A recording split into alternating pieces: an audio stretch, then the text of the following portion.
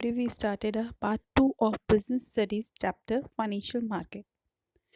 In this chapter we discuss about capital market, facilities and institutional arrangement through which long-term securities are raised and invested, both debt and equity. Capital market वो होता है जहाँ पे debt और equity हम दोनों को साथ में लेके चलते हैं.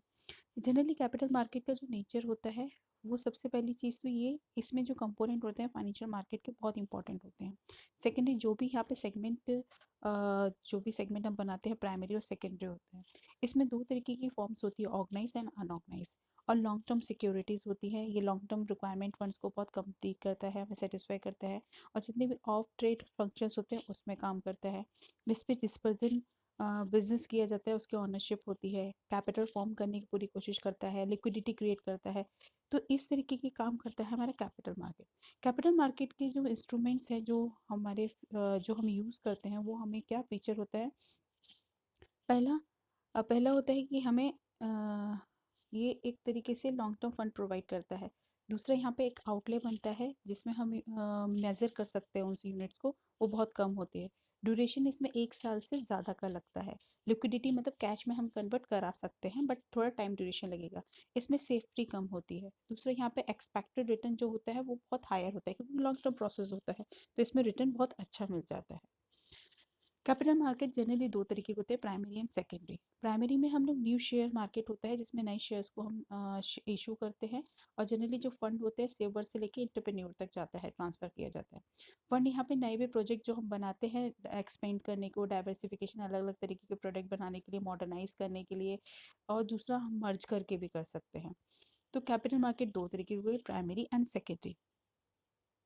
नेक्स्ट इसके बाद जो मैथड्स हम यूज़ करते हैं, इसमें जो मेथड्स यूज़ किए जाते हैं हम लोग प्रॉस्पेक्टस के थ्रू कर सकते हैं, यानी इसके थ्रू हम ऑफर्स दे सकते हैं कि हम कितने इतने शेयर्स कंपनी के इशू कर रहे हैं. एडवर्टाइजमेंट न्यूज़पेपर वगैरह से हम लोग न्यू शेयर को इशू कर सकते हैं.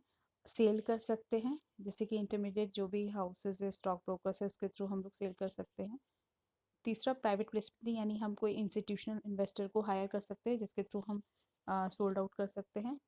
चौथा, जो भी फोर्थ राइट इशू, यानी जो भी एग्जिस्टिंग एम्प्लॉयज़ हैं या शेयर होल्डर्स हैं, सबसे पहले हम उनको अपॉर्चुनिटी देंगे कि वो हमारे शेयर को परचेज करें.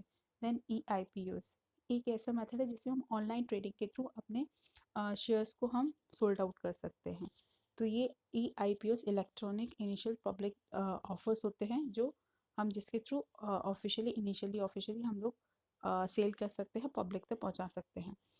सेकेंडरी मार्केट एक ऐसा मार्केट है जहाँ पे सिक्योरिटीज़ को हम लोग एग्जिस्टिंग जितनी सिक्योरिटीज़ होती है उसको बाय और सोल्ड किया जाता है. जनरली इस तरीके के ट्रांजेक्शन जो होते हैं वो दो इन्वेस्टर्स के बीच में होते हैं. और सेकेंडरी के जो फीचर हैं, सबसे पहले ये लिक्विडिटी को क्रिएट करता है, इसकी एक फिक्स लोकेशन यानी एक प्लेस होती है. दूसरा, यहाँ पर प्राइमरी मार्केट के बाद ये सेकेंडरी स्टार्ट होता है और नए इन्वेस्टमेंट को ये इंकरेजमेंट करता है. तो ये सेकेंडरी मार्केट होता है.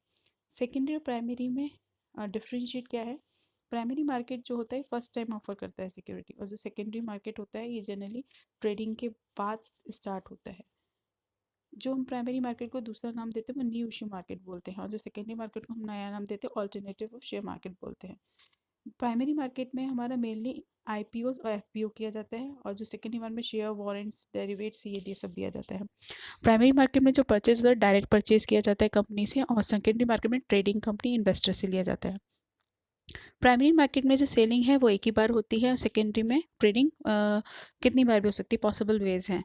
पार्टीज जो इन्वॉल्व जो होती है प्राइमरी में कंपनी और इन्वेस्टर्स होती हैं, और सेकेंडरी इन्वेस्टर्स होते हैं और बहुत सारे लोग भी होते हैं. प्राइमरी में जो बेनिफिशियरी होती है वो कंपनी होती है और सेकेंडरी में इन्वेस्टर्स होते हैं. तो इस तरीके से ये सारे इसके डिफ्रेंशिएट दिए हैं प्राइमरी और सेकेंडरी में. तो ये टॉपिक यहाँ पे कंप्लीट होता है. स्टूडेंट कोई भी प्रॉब्लम होती है रिलेटेड टू टॉपिक आप EIP के थ्रू पूछ सकते हो. Thank you so much student.